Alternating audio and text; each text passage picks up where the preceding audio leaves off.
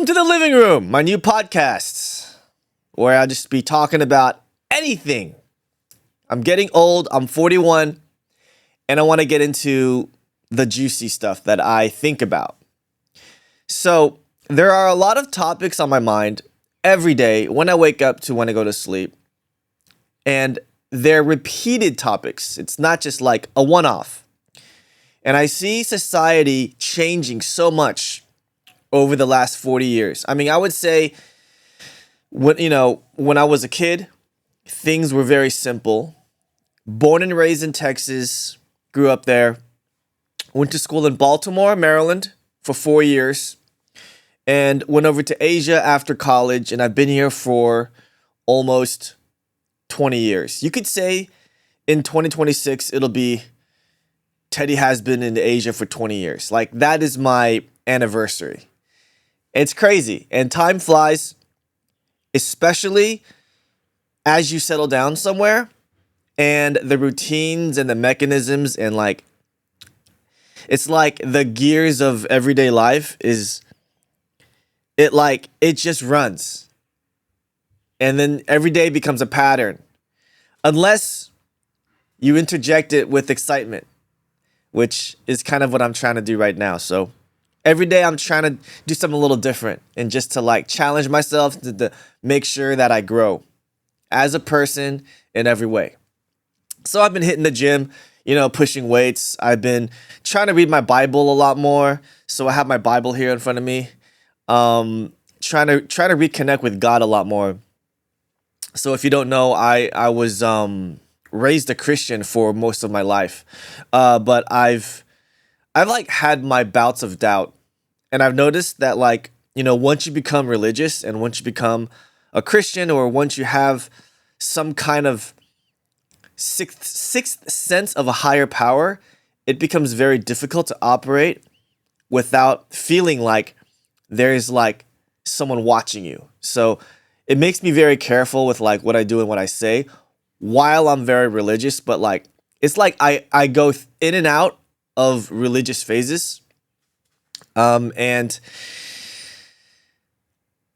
yeah, right now I'm just trying to reconnect, and and the reason why is because I've been trying to find inspiration for my content as a creative, and I feel like I've gone as far as I can go without God in a sense, and that I need to reconnect with my higher power, And so first of all, what's been top of mind is the battle between real artists and AI artists, right? So there's a huge war going on right now. And it's a soft war, and it's a digital war, and everyone's online, and everyone's talking trash and stuff. And I have a very unique and a special voice in this, right? Because I come at this from both angles. I know what it's like to be an artist. I've had solo and have been a part of group exhibitions. And I've been drawing and painting for longer than I've been. Okay, I've been making art for over half my life, okay? So I know what that's like. I know what it's like spending months in the studio, working from morning to night, mixing oils, the smell of the paint thinners, and and all the mediums that I use, running to the art store, grabbing materials, coming home, continuing the work, going to secondhand bookstores, and just looking through old books and making collages. I know what that's like to be an artist. I know the struggle.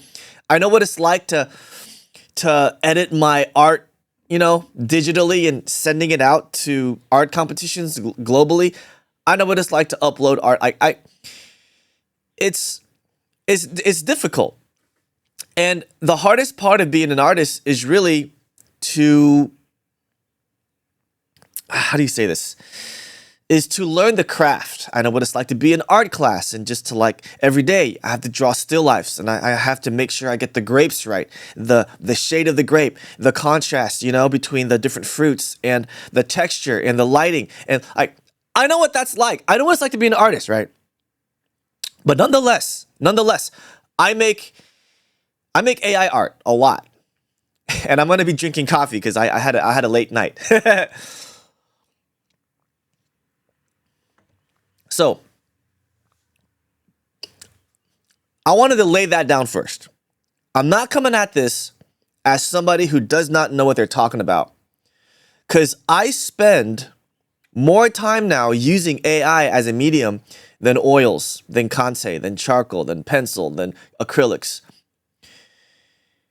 So there's two ponds. There's like, on one hand, you have people that are not artists talking trash, like they know what they're talking about. They have no idea what they're talking about because they've never struggled as an artist. They've never tried to get into shows and galleries and stuff, okay? They have no idea what they're talking about, all right? And then you have the other side where it's like die-hard artists, where like the only mediums you're allowed to use are the mediums that have been in existence and that have not rocked the boat, right? But the fact of the matter is, AI is a medium, okay? No matter how you want to cut it. I think I played around with uploading my art into Midjourney, and I pumped out my own art back to me. I had to describe it, and then it did a great job, first of all, of telling me what it saw. It did an even better job of actually making my art better than I could have made it myself, which is embarrassing because I spent like at least a week on each of those drawings that I did. And it's like, dude, AI just pumped it out in seconds. And they pumped out like a lot. It's like, dude, it would have taken a factory of Teddy Wangs to make all those drawings. But like, dude, that AI just pumped it out just like that, which is crazy. And so that was an eye-opener. That's when I knew it was over. It was over. Now, I knew that video would have its Midjourney moment soon. And it came last year in 2024. That's when AI video blew up. Now in 2025, it's still blowing up because AI video encompasses a lot more than AI imagery. Because in AI imagery, it's like photography. It's like you're working with one picture at a time. But with video, you're working with like a million images at a time, right? It's like, it's crazy.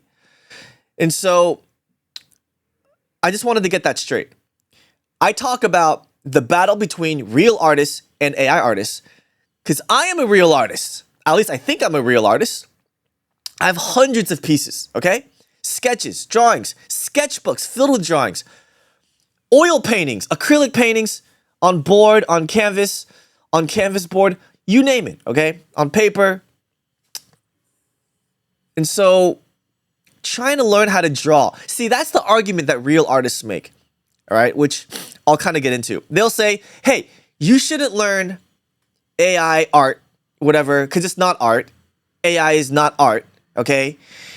You should go learn how to draw. Now, to respond to that, learning how to make AI art, which I think it is art, all right? It's a form of expression. It's a medium. It is a conduit in which you channel your message through. It's difficult to make the words.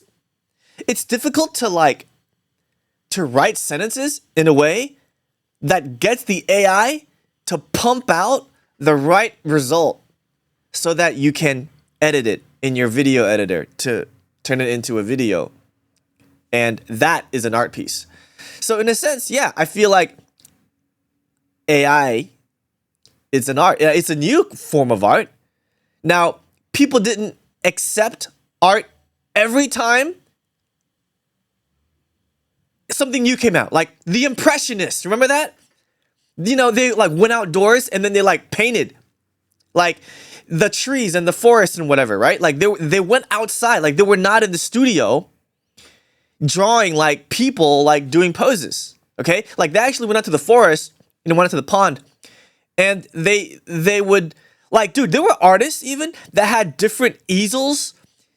And look, this is what happens when you're a real artist, right? Like you have to look at art history, okay? Every time in art history, there was like a breakthrough, was like a technological breakthrough that kind of forced the entire perspective of what is art to change. Now, right now, it's AI. And I've been doing this for like 3 or 4 years. I've been in the AI art space for 3 or 4 years. And when the Impressionism movement started, people didn't even accept it was art. They were trash talking it. They're like, that's not art. You got to go to the academy. You got to learn how to paint this way. You're just moving your brush around, and every painting you do looks like it's not even finished. That's like an outline. That's not a finished piece. That's what they were saying back then, right? Every movement, even like when what is that? Andy Warhol was doing those Brillo or those Campbell tomato soup pieces, screen printing. People were like, "What is this?" Right? When the camera came out, it's like, why do you want to paint a landscape? You should just oil paint it. Learn how to draw. Learn how to draw. You shouldn't use a camera. That's what they were saying, right? Yeah, exactly. And so I feel very passionate about this because I killed myself trying to be a good artist, right? Trying to be a famous artist for the longest time. And that was like life before social media, okay?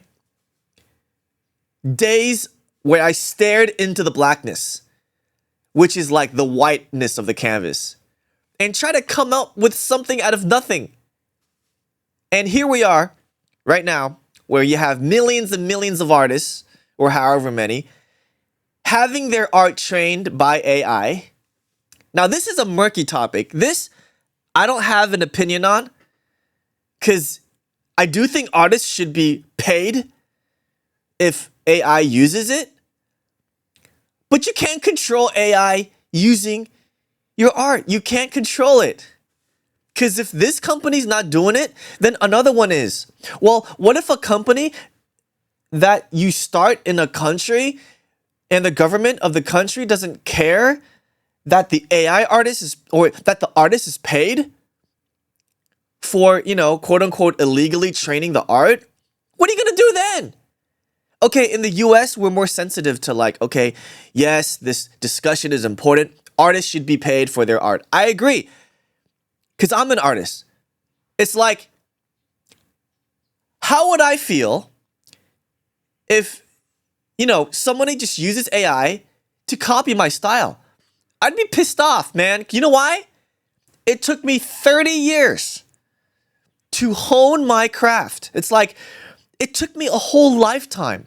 And here's what else AI is doing to kind of change the perspective of everything, right? Is like, I spend a whole lifetime trying to learn how to be a good artist, okay? I went to art school in Maryland, all right? Maryland Institute College of Art, MICA. I spent 4 years there. Even before that, I was in AP art. I went to art camp, for crying out loud, for 2 weeks with some incredibly talented artists that were handpicked. So the school I was at in Texas, we entered art competitions. I won some awards. It's like every day I was drawing and painting, like during high school, even junior high, I went to art. I was just doing so much drawing, right? Trying to be a good artist. And then like someone just takes my art and then they can use AI and then they could just, make my style of art better than I can make it in seconds? Like, are you kidding? Like, yeah, of course I'll be mad, right? But what are you going to do? The art is public. If you upload your art on Instagram, where do you think it's going? If you put it on, whatever website, Facebook, TikTok, any platform, you don't think someone's going to download it and upload it into AI? Like, you can't stop it. And there's no easy answer. Yeah, I would be extremely mad. You use my style to train AI. It took me 30 years to get that style. What do you mean you could just put it into AI and just make art better than me? First of all, it's not you who made the style. It's me. And second of all, it took me 30 years to get that style. It's not fair. Yes, it's not fair. It's freaking reality, man. And that was a huge reality check for me. Is when I put my own art into AI. And then I had it remake drawings to show myself. And I was like, holy crap, the AI is better than me. And that's when I realized it's over. It's over. You can die or join them. As an artist, you want to die, like, not in the literal sense, but like, you want to perish or do you want to adapt? And that's what I did. It's difficult. I had an Instagram for the longest time. I was like putting art up there.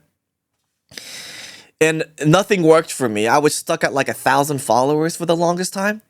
And then, I tapped into the AI video space. And then it's like, dude, the account took off. And I was very happy about that. But yes, there's no texture. You can't stand in front of an AI video in person. Just stand in front of it and look at the fingerprints on it. Like you can with my drawings. Like you could stand in front of my freaking painting. And then you can see like, holy crap, like that's a signature, like that. There's texture, there's thickness, there are layers to a painting. It isn't like you just paint something and it's finished. Like there's an underpainting on top of the canvas. There's a layer of gesso, and then there's a layer of oil. You gotta wait for the oil to dry, and then you paint on that layer depending on what color it is. Like, there's so much to physical art, right? I'm just saying. It's different than AI art. So, where do I stand on this? Okay, so the first was the whole Studio Ghibli trend blowing up on X once GPT-4 released their latest, image creation tool, which is phenomenal. It is the best, craziest thing I've ever seen. I love it. And I've been playing around with it too. I've been putting images in there and kind of like getting it to turn it into Studio Ghibli. But not only Studio Ghibli style, I mean, you can do like Simpsons style. You can do other styles. I've seen people do like Family Guy stuff and like Mad TV. It's over. As an artist, it's over. And I'm happy that it's over. Because I never succeeded as an artist. I don't want to say that lightly because I like to make art, but I haven't touched a paintbrush in years, man. Ever since I started doing social media, it's like people like to watch me more than look at my drawings without my face in it. It's like, it's kind of discouraging because like in another life,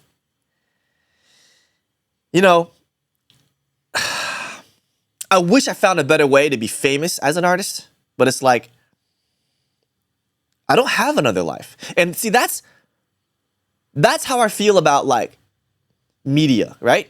I could spend 30 years making a style, learning a medium, and trying to get good at it, trying to develop my own fingerprint, right? My own DNA in the history of art. Because see, we come from a long line of artists, right? We don't just come out of nowhere. Even we copy, we go to galleries, even in art school. We went to galleries, we went to museums. You know what we did? We drew sculptures in our sketchbooks. We copied artists. You don't think AI is doing that? Of course it's doing that. But you know what? It does it better. And that's the difference, is that like, yes, humans copy, and you can see the flaws in what is being copied in the sketchbooks. You can see like, the mistakes. You can see the nuance, right? You can't do that in AI. You could when AI first started training, and people laughed at it, right? AI images is it's not real. Look at the fingers, man. There's like 6 fingers, right? And the face is all weird and warped. But I knew one day they wouldn't be laughing anymore. And you know what? They weren't. Okay? They stopped laughing. And that was like last year, this year, the laughter stopped. Okay? Now, video is going through the same evolution right now. People are laughing at AI video like, look at this face. Look at that, man. Look at the way he's moving. Look at the facial expressions. The face is melting, whatever, right? Yeah. Well, they stopped laughing recently. Okay? And next year, I predict, dude, AI is just going to do a lot more than it is right now. I'm just saying. And there's nothing you can do to stop it, because technology doesn't stop with regulation. You can try to regulate it, but if you regulate it, someone else is gonna keep going. And they're gonna beat you. And then what are you gonna do? You know that when DeepSeek came out, the US stock market tanked. Had the worst stock market drop in US stock market history. It's a race. Who gets there first? How you get there? Morally, ethically, as a Christian, as a citizen of the world, you know, as an American, it matters. Yeah. How you get there matters. But you know what? You've got to choose one or the other, man. It's either like race to the finish line, no matter what, or try and regulate and put rules and boundaries around like being nice and being good as a person. Be a good person. You want to be a good person, or do you want to win the race? It's a ruthless race, and there's no easy answer about this. Again, you know, I spent 30 years making art, or 40 years, because I'm 41 right now. But like when I was a kid until when I when I was an adult, I was using pencil, pen, oil painting, acrylics, and then now I use large language models. Okay, and so I use AI to make art now. Do I want to go back to the canvas? I do. Do I want to go back to paper? It's more transparent when I express myself through physical objects, right? But what am I going to do? I have to meet people where they are. They're in front of their phones. And I have to meet people where they are. Now, I can go out and get a job and then make art and to support it. But I'm on social media. So I have to work with like all of you guys in front of your phones and your screens on your computer right now. I have to work with you guys. I have to meet where you guys are. I have to make content, right? I have to feed the algorithm. It's always hungry and it's never full. So I have to compromise, sacrifice how much time I spend, making content for the algorithm, how much time I spend, making content for myself. Now, content for myself is still content. But now I have to think about like, when I'm not online, I have to, go back to my studio downstairs. Yeah. When am I going to go back? I don't know. Okay. It's a different world. So that is, the battle between real artists and AI artists. I think the only people who really can talk about this are people who have made both kinds of art. People like me. I think I do have a right to talk about it. Because I've spent the majority of my life as a visual artist. I would say 35 out of the 41 years I've been alive, I've been making art. Pencil, acrylic, oil, whatever, okay? I have a studio downstairs. I have stacks of paintings, framed and unframed. I went to art school, for crying out loud. I've been in solo exhibitions. I've been a part of group exhibitions. I think I have a voice, right? When it comes to like this discussion between is AI art real art? Because I use AI to make my art now. Like, does that make me less of an artist? I don't think so. I think AI is just another medium. And I think the definition of medium is changing. Because pencils can't think for themselves. One day, AI might think for itself. And once AI thinks for itself and makes art for me, am I the artist? I believe I am. Because the idea starts with me. And then it becomes, okay, well, what if the AI has an idea and runs with it that's different than you? We'll talk about that when that happens. All right. So that's like what I wanted to talk about. Man, it's good to see all you guys here. Let's get right into it. Next is diversity is a luxury, not a necessity in media. Representation is important only in proportion to the society and the market that's consuming it. So, this is what I mean. I think it's fair to say that if my market is the USA, then I'm going to look at the demographics, okay? How many are, Christian, how many are not Christian, how many are white or other races, black, yellow, brown, what have you.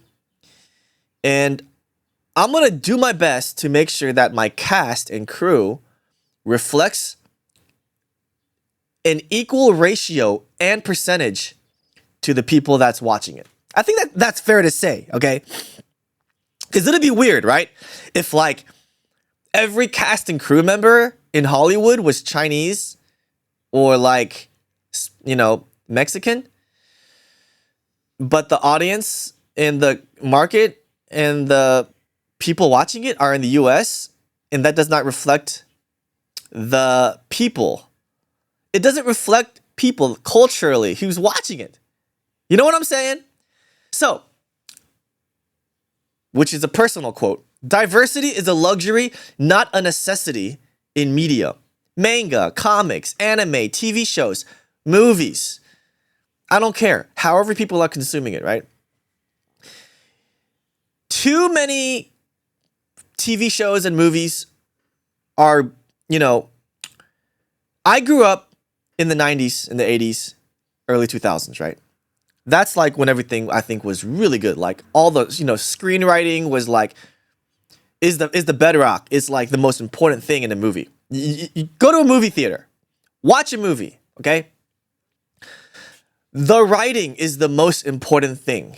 That's number one. Number two, the directing is the second most important thing. Like you want to make sure that the director is using the writing and just bringing it to life, right? But too many times, recently, I think the writing and the directing is being sacrificed for other things that don't matter to the movie or the show or the medium, the video game, the book, the screen, or whatever. You've got to get the experience right. Like it's got to be a good experience first. Okay, it's a good movie. Okay, now let's work on diversity. Let's work on costume design. Let's work on the set design.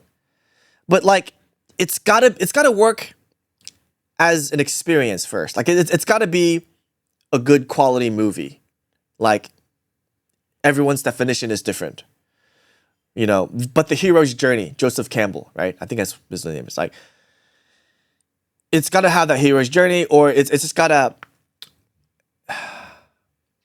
It's got to be the most important thing. More important than diversity, more important than making sure everyone's, represented, which I think is important.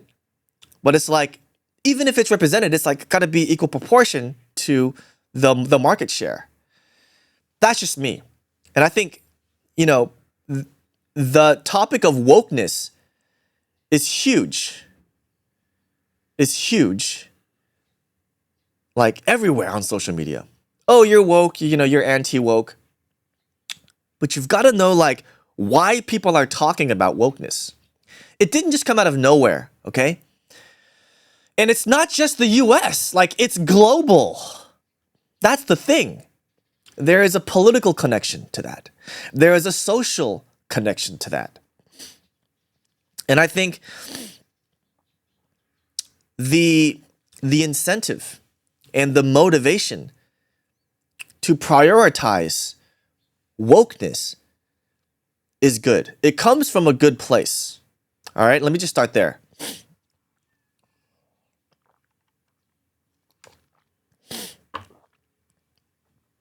Wokeness comes from a good place. It comes from empathy, comes from sympathy, comes from relatability, it comes from generosity, whatever you want to call it. Hospitality, being nice, being kind, being a good person, moral person, ethical person, being a good man or woman, right? Whatever. It comes from a good place, right? But it should not be an expense to the quality of what is there already. Like, you shouldn't make a bad screenplay and bad directing, but be diverse. That's the wrong priority. It's a luxury, not a necessity. You understand? A good movie needs to be a good movie.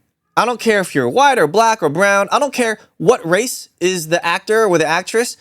I just want to feel like I'm in the shoes of the protagonist. You know, I want them to take me on an emotional roller coaster. Because look at anime. Look at cartoons. I can relate to the characters. They're not even human. Okay? Not even, American or whatever race. I can relate to them because it's a good quality plot, story, movie, directing, screenwriting, what have you. So it's got to be a good experience first. That's all I'm saying. Representation, DEI, diversity, that's a luxury, okay? It should never be a necessity. That's all I'm saying. Representation should never be a necessity. That's a controversial take because let's say there's a test and everyone needs to write this test and a certain culture or a certain demographic does better on this test. Should we change the rules of the test so that all demographics can score equal or have an equal chance of scoring a high score on this test? I don't think so. Don't change the test. Make a new test for something else. You know what I'm saying? Like, keep the test the way it is because the test was written so that the society in which this test is used to qualify people is what keeps this part of society quality. That's all I'm saying, okay? Like the test to get into the sports league or the test to get into this school, the test to get into this job. You should make the test harder. You should not think about diversity and representation when you're writing this test because it's colorblind. The only job of this test is to get the job done and get the job done in a way that helps society function quality. That's important, okay? Diversity, DEI, it's a luxury. It comes after, okay? That's all I'm saying. Yeah, be nice after, but let's make sure this world is running smoothly first, okay? All right? And the test does not discriminate. The test is only a reflection of either your brains or your bones, right? The next topic that I wanted to touch on is when the bedrock of civilization collapses, another will take its place. Now, this is a very hard topic to talk about, and I can't get into it too much because of the backlash. So let me just have a drink. I need a drink every now and then because I'm just talking so much. So, what do I mean by that? When the bedrock of civilization collapses, another will take its place. Societies and religions, right? Look at today and the culture in which the religion or the culture in which the rules of a city or a country is is built on. Like once the morals die, then the people are lost. And once the people are lost, they have nothing to fall back on because the moral is dead. And then so when you have other people coming into a city or a country and they bring their morals, that people group that abandoned their morals and ethics and religion are going to be replaced by the new people that have their own morals and ethics and religion. Think about it. Think about that. Because the person with the morals and the ethics and the religion are always going to be more convicted of their morals, ethics, and religion than the person who abandoned theirs. I'm just going to leave it there. And then all you have to do is turn on the news and look at what's happening around you, and then you will figure it out. Okay?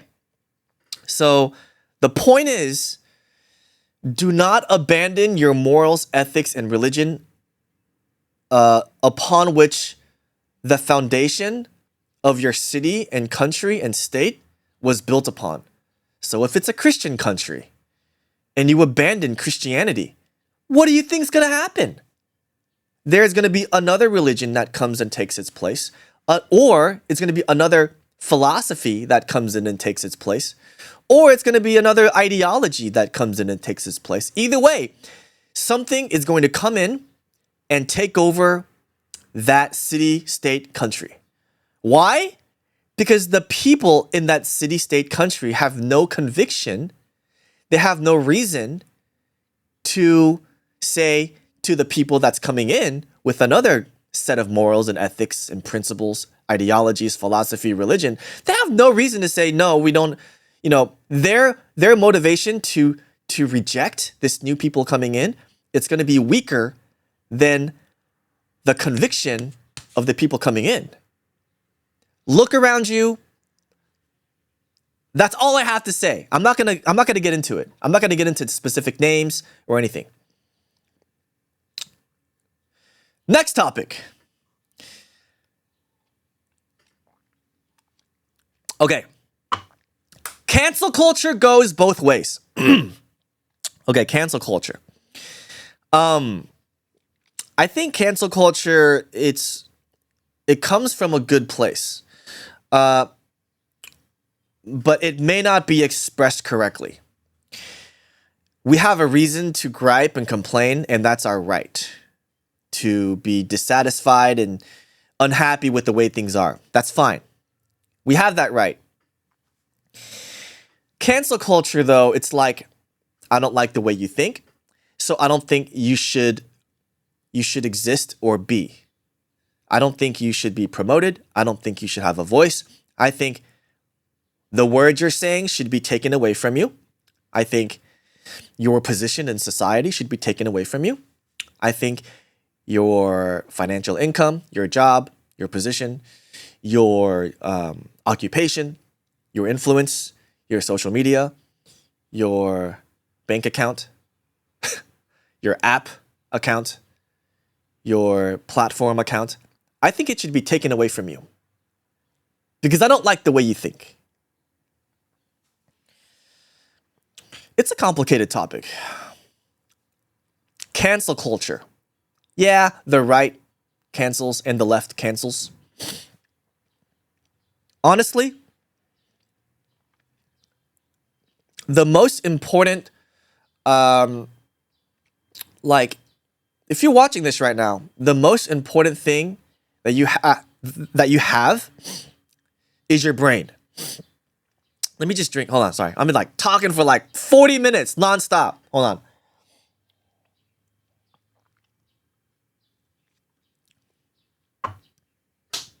All right.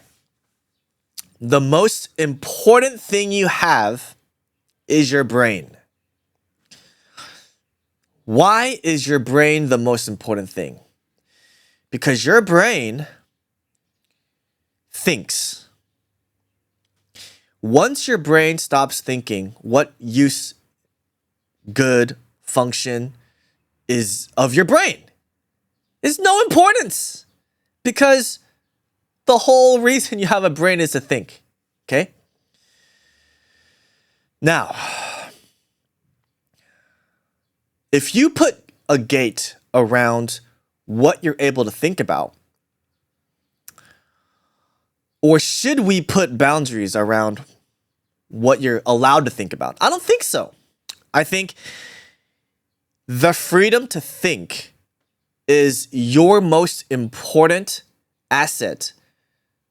The most important thing that you have watching this is your ability to think. How about that? The second most important thing is your freedom to think. Okay? If I take away your freedom to think, then what is the reason for you to have the ability to think? I want you to think. Think for yourself, think for others, whatever. I don't care. I just want you to think. Now, the next thing is the third most important thing is your freedom to talk. Like, say what you want. Okay? The most dangerous thing that could ever happen to you is if someone takes away your freedom to talk. Because if they take away your freedom to talk, then they're going to scare you into the freedom to think.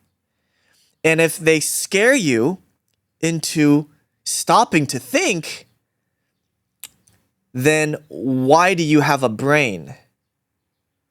They're taking away the most important thing you have is your brain. The whole reason you have a brain is to think. I don't care what you think about. Just think for yourself. You don't have to agree with me. I don't care. Just know that. Number one, your ability to think is so important. Number two, your freedom to think is so important too. But you have to have the ability to think in order to be free to think. Number three, the freedom to talk. Because if you can't talk about certain things, then you can't think about those things, can you?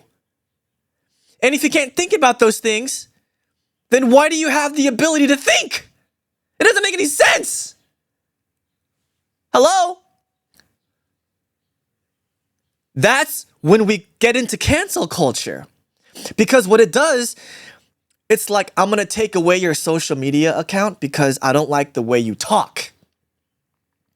And because I don't like the way you talk, I'm going to take away all of your jobs. And if I take away all of your jobs, then you're not going to have any money. Sorry, you can't have dinner tonight because I took away your job. Yeah, I took away your salary. Yeah, you're not going to be able to pay for dinner tonight. Yeah, because you said something that I don't like. Okay? This whole freedom of speech thing. Yeah, no, I don't like the way you talk. You know what? I'm going to take away your money. And you go online and check your bank account. Actually, try to do that because I'm going to take away your login ability because you said something that I didn't like.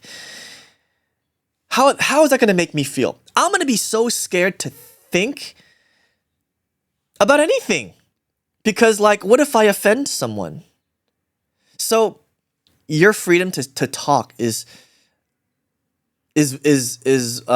important, and that's where censorship comes in, cancel culture. It's so important because when you take away somebody's freedom to say something, you take away somebody's freedom to think about something. And when you do that, how is the next inventor going to invent something if they're scared to think about going there in their brains because you took away their job? How is science going to be better tomorrow if they're scared to think about that, science? Because they're not going to think about it. Because you took away their job. You took away their money. Because they said something you don't like. Because you didn't like the freedom of speech. And people say this all the time, you know? It's freedom of speech, not freedom of reach. It's freedom of, freedom of speech, but not freedom from consequence. Okay, that's true. And I agree. If I am selling something on YouTube and you put my video of me selling something on a video that's about a war, isolating half of my consumers, I'm going to be really mad. I'm going to be like, hey, I mean, not mad, but you know what I mean, right? Like YouTube, Facebook, Instagram, TikTok. As a company, I think I can choose what video I want to put my commercial in. I want to put my commercial here. Like, in the beginning or in the middle or in the end of this video. But I think I have the right to choose which video I put my commercial in. So yeah, censorship, cancel culture. Like, I can choose not to put my video there and choose not to pay you because I don't want to put my video next to yours. I think I have that right. Okay, that's fine. But when you take away my bank account, you take away my app account, you take away my social media account because I say something. Fine. I'm going to be scared to talk. I'm going to be scared to think. Inventors are going to be scared to invent. Scientists are going to be scared to science because maybe they say something about medicine that the social media company doesn't like. Maybe the social media company believes this science is correct, but there's another scientist that believes that science is correct. What are you going to do then? You know what I'm saying? Like, what are you going to do? Are you more qualified than the scientist that has a 360 degree or 180 degree opinion than you? Like, do you really think you know more than a scientist about a medicine? If they completely think of it differently than you? Do you think your opinion overrides, is more accurate than a scientist about science? Trust the science. Follow the science. Well, what if my science is 180 degrees different than your science? And what if I'm a scientist with a PhD? What are you going to do then? Trust the science? Yeah, okay. Which science? Because there's different kinds of perspectives on every science. Anyways, not every science. I mean, yes, every science, actually. All right. So that's that, okay? Cancel culture goes both ways. Both sides do it. Everyone in the middle does it. I think there should be no cancel culture on the products or services that the person put out if they say something wrong. But there's a fourth thing called the freedom to do. Okay? The freedom to do and the freedom to talk are different. Because I could do something illegal, and then depending on the country you're in, should face the laws of the country or the government in which you're from. That's different, okay? So we see in the news like the vandalism of Teslas. And I'm going to get into this right now. Sorry. All right. Teslas are being vandalized all over the US. I just bought a Tesla, and I love my Tesla. It is a very good car. The little iPad monitor thingy, all the cameras, how I can take a right, and then it shows me 3 camera angles. Are you kidding? The softness of the steering wheel, the heater in the steering wheel, the fact that I could just press my foot down and then lift it and not have to move my feet right and left in order to go and stop on my car. I love that about my Tesla. A lot of these people that are vandalizing, do they even have a Tesla? It is a really good product. Like, just because you hate someone, or just because you think that someone is doing this to the world and you paint them as a subhuman, like that is... Okay, if you're vandalizing the Teslas or whatever, I'll still see you as a human. But like, dude, why do you attack someone's private property? If you attack my Tesla, how do you think it'll make me feel? You know what I'm saying? Like, I love my car, okay? That's all I'm saying. It's like damaging private property is a crime. Like, when was it not a crime? You know what I'm saying? So, I don't understand the current movement around destroying that. I understand, like, stepping out and, like, looking in. Okay, fine. You don't like this person, so you'll destroy this person's products. But guess what? It's not their products anymore when someone else buys it, right? It becomes my product because I bought it. It's mine. Anyways, that's like a whole nother thing, right? It's like boycotting is one thing. Okay, you know what?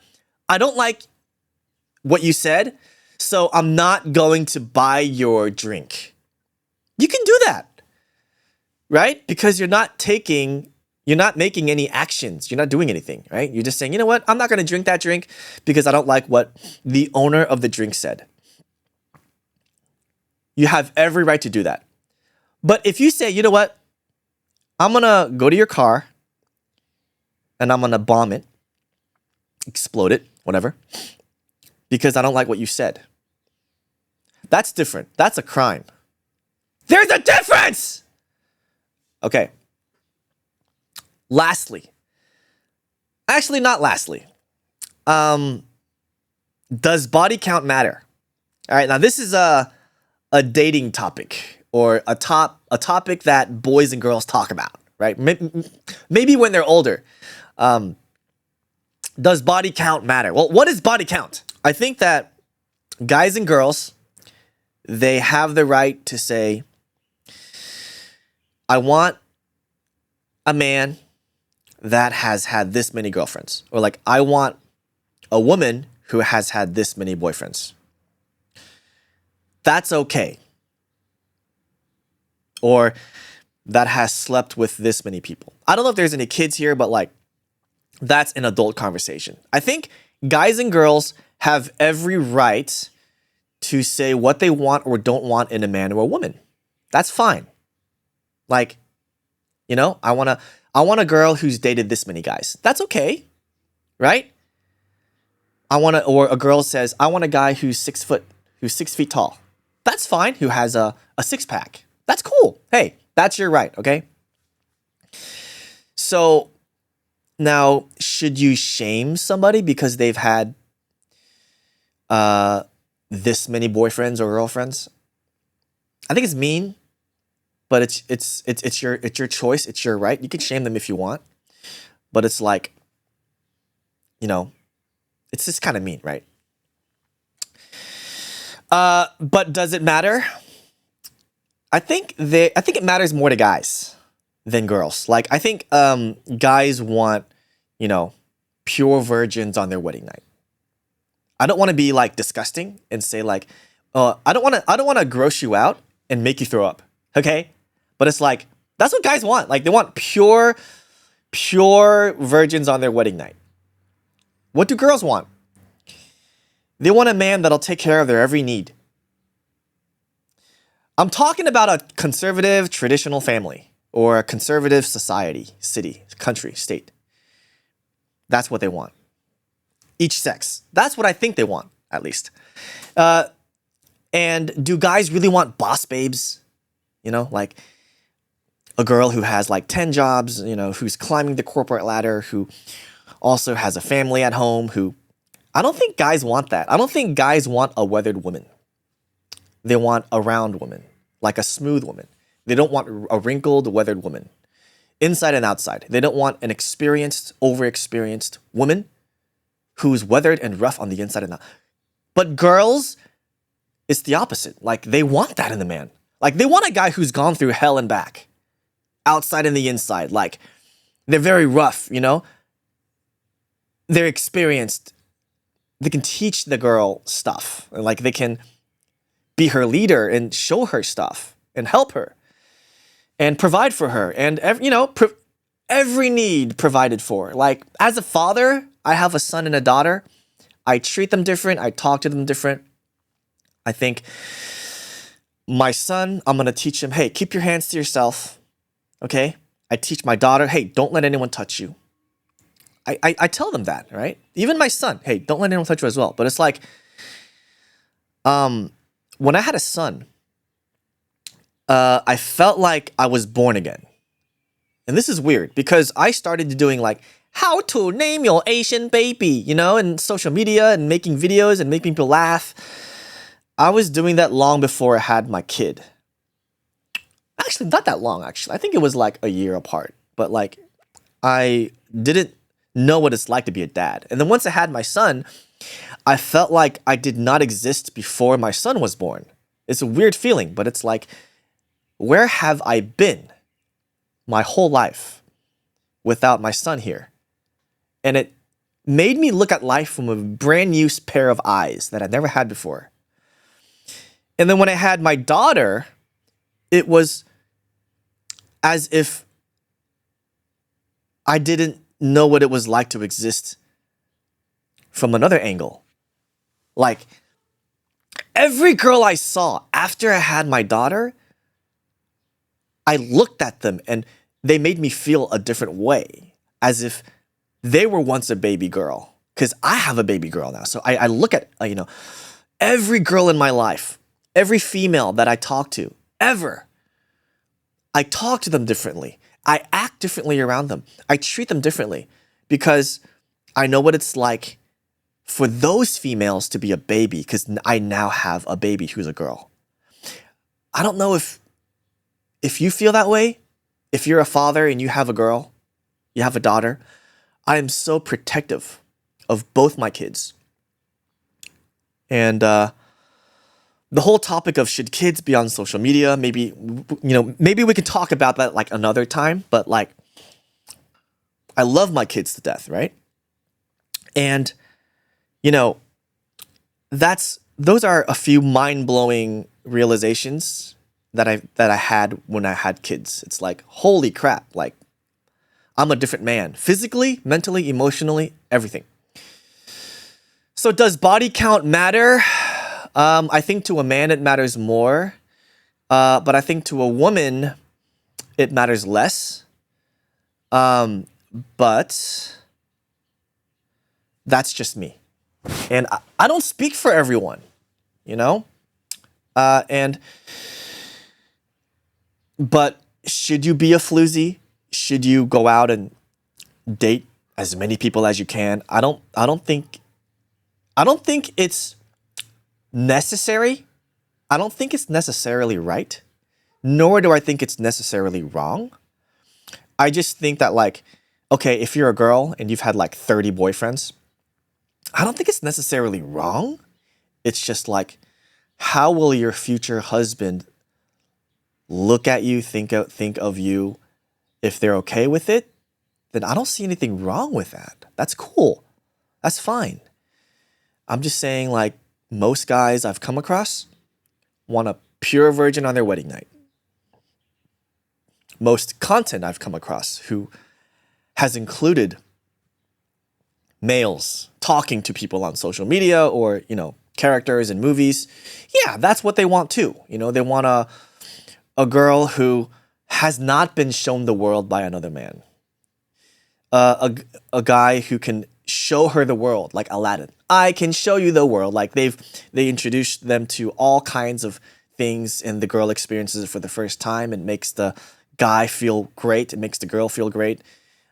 But that's a Disney movie, and we could talk about this more another time. I'm getting a little. I've never talked this long before.